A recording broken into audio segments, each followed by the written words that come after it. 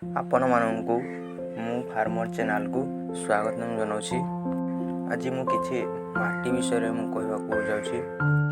ମାଟି କେତେ ପ୍ରକାର ଥାଏ ଓ ସେଗୁଡ଼ିକ କ'ଣ ଏମିତି ବହୁତ ଗୁଡ଼ିଏ ନମୁନା ମାଟି ସଂଗ୍ରହ ପ୍ରଣାଳୀଟା ଓ ଅମଳ ମାଟିର ସୁପରିଚାଳନା ସବୁ ବିଷୟରେ ମୁଁ କହିବାକୁ ଆଜି ଆଲୋଚନା କରିବା।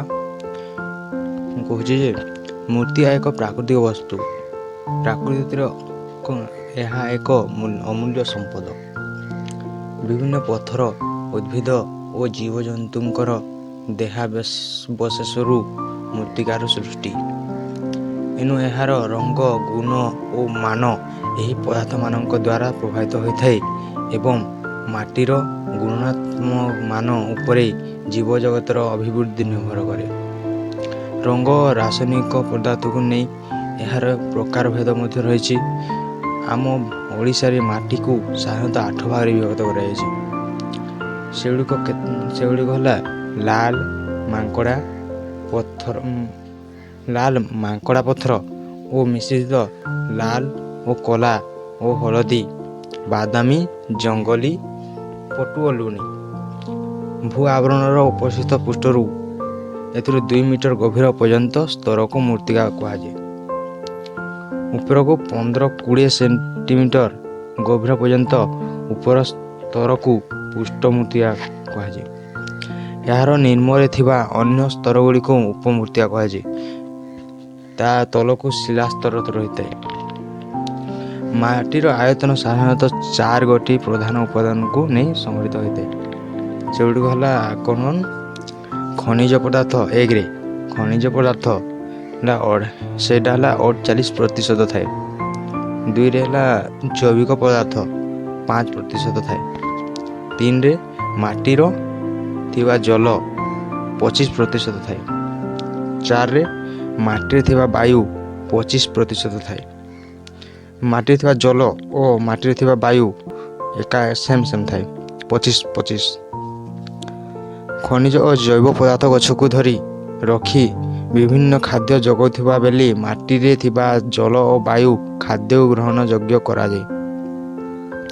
ମୃତ୍ତିକାସ୍ଥ ଜଡ଼ ପଦାର୍ଥଗୁଡ଼ିକୁ ସେମାନଙ୍କର ଆକାର ଭାବରେ 3ଟି ବର୍ଗରେ ବିଭକ୍ତ କରାଯାଇଛି। ସେଗୁଡ଼ିକ ହେଲା ବାଲୁକା ବା ବାଲି। ବାଲୁକା ମାନେ ବାଲି। 2ରୁ 0.2 ମୋଟା ଆବରଣ ଥାଏ ଓ 0.2ରୁ 0.02 ସରୁ ବି ଥାଏ।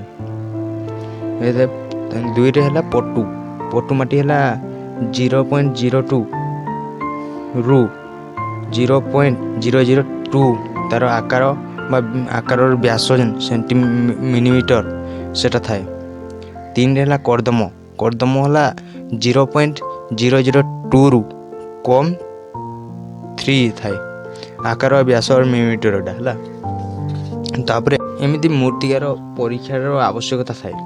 ଗଛ ମଧ୍ୟ ମନୁଷ୍ୟ ଜୀବଜନ୍ତୁଙ୍କ ପରି ଖାଦ୍ୟ ଆବଶ୍ୟକ କରିଥାଏ। ଫସଲର ଅଭିବୃଦ୍ଧି ପାଇଁ ମୁଖ୍ୟତଃ 16 ପ୍ରକାର ଖାଦ୍ୟ ଉପାଦାନ ଆବଶ୍ୟକ ହୋଇଥାଏ। ସେଥିମଧ୍ୟରୁ ଅମ୍ଳଜାନ, ଉଦ୍‌ଜାନ ଓ ଅଙ୍ଗାରକାମ୍ଳ ଗଛ, ଜଳ ଓ ବାୟୁରୁ ପାଇଥାଏ ଏବଂ ଅନ୍ୟ ସମସ୍ତ ଉପାଦାନ ମାଟିରୁ ପାଇଥାଏ। ଯବକ୍ଷାରଜାନ, ଫସ୍‌ଫରସ୍ ଓ ପଟାସ ଗଛ ଅଧିକ ପରିମାଣରେ ଦରକାର କରୁଥିବାରୁ ଏଗୁଡ଼ିକୁ ମୁଖ୍ୟ ଖାଦ୍ୟସାର କୁହାଯାଏ। ବାରମ୍ବାର ଫସଲ ଚାଷ ଦ୍ୱାରା ମାଟିରୁ ଅନେକ ଖାଦ୍ୟ ଉପାଦାନ ସରିଯାଏ। ପରବର୍ତ୍ତୀ ଫସଲରେ ସରିଯାଇଥିବା ଖାଦ୍ୟ ସାରର ଅଭାବ ପରିଲକ୍ଷିତ ହୁଏ। ଲଣୁ ଫସଲ ଦରକାର କରିବା ଉଚିତ। କ୍ରମବର୍ଦ୍ଧିଷ୍ଣୁ ଜନସଂଖ୍ୟାର ଚାହିଦା ମେଣ୍ଟାଇବା ପାଇଁ ଚାଷୀ ଭାଇମାନେ ଅଧିକ ଅଲକ୍ଷମ ବିହନ, ପୋକମରା ବିଷ, ଜଳସେଚନ ଓ ରାସାୟନିକ ସାରର ବ୍ୟବହାର କରି ଅଧିକ ଫସଲ ଉତ୍ପାଦନ କରୁଛନ୍ତି। କିନ୍ତୁ ଅନେକ ସମୟରେ ଦେଖାଯାଉଛି ଯେ ଚାଷୀ ଭାଇମାନେ ମୃତ୍ତିକା ପରୀକ୍ଷା ନକରି ଜମିରେ ସାର ପକାଇବା ଦ୍ୱାରା ମାଟିରେ ଅମ୍ଳତା ବୃଦ୍ଧି, ମାଟି ଟାଣ ହୋଇଯିବା, ସାର ପ୍ରୟୋଗରୁ ଆଶାଜନକ ସୁଫଳ ନ ମିଳିବା, ଜମିରେ ଉତ୍ପାଦନ ଶକ୍ତି କମିଯିବା, ମୃତ୍ତିକା ବିଷାକ୍ତ ଓ ପ୍ରଦୂଷିତ ହୋଇଯିବା, ଫସଲରେ ଅଧିକ ରୋଗ ପୋକ ଲାଗିବା, ଅତ୍ୟଧିକ ଖର୍ଚ୍ଚାନ୍ତ ହେବା। ଏମିତି ମାଟିରେ ଥିବା ଉପାଦାନକୁ ଜାଣିବା ପାଇଁ ମାଟି ପରୀକ୍ଷାର ଆବଶ୍ୟକତା ପଡ଼ିଥାଏ। ଏହି ପରୀକ୍ଷା ମୁଖ୍ୟତଃ 3 ଭାଗରେ ବିଭକ୍ତ କରାଯାଇଛି: ଭୌତିକ, ରାସାୟନିକ ଓ ଜୈବିକ ପରୀକ୍ଷା। ଭୌତିକ ଓ ରାସାୟନିକ ପରୀକ୍ଷା ଦ୍ୱାରା ମାଟିର ଉତ୍ପାଦିକା ଶକ୍ତି ବିଷୟରେ ଓ ଜୈବିକ ପରୀକ୍ଷା ଦ୍ୱାରା ମାଟିର ଆବଶ୍ୟକତା କରୁଥିବା ଖାଦ୍ୟ ଉପାଦାନର ପରିମାଣ ବିଷୟରେ ଜଣାପଡ଼େ। ତେଣୁ ମାଟିର ରାସାୟନିକ ପରୀକ୍ଷା ନିହାତି ଜରୁରୀ ଅଟେ। ରାସାୟନିକ ଗୁଣ ଯଥା ଅମ୍ଳୀୟ, କ୍ଷାରୀୟ ଇତ୍ୟାଦି ଜଣାପଡ଼ିବା ଦ୍ୱାରା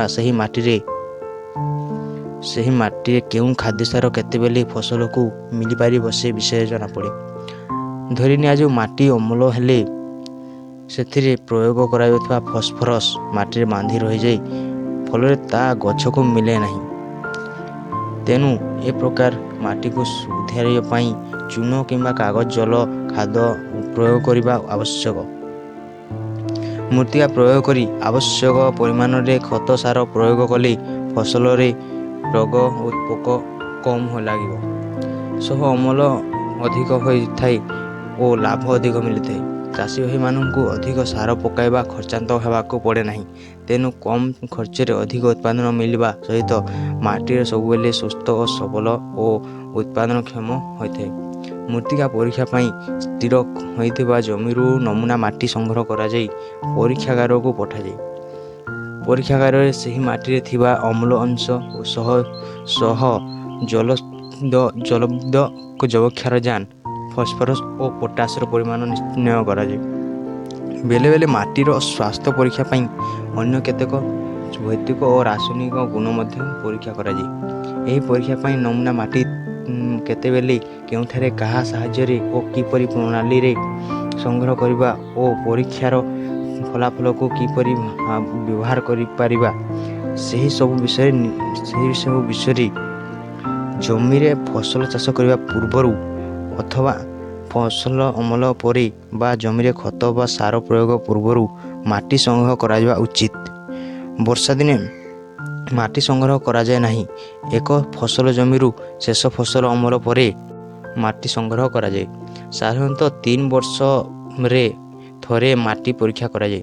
କିନ୍ତୁ ଜଳସେଚିତ ଅଞ୍ଚଳ ଓ ଶଙ୍କର କିସମ ଫସଲ ଚାଷ ହେଉଥିବା ଜମିରୁ ପ୍ରତିଶତ ମୃତ୍ତିକା ପରୀକ୍ଷା ପାଇଁ ସଂଗ୍ରହ କରି ମାଟିର ଉର୍ବରତା ଜାଣିଲେ ଉତ୍ତମ।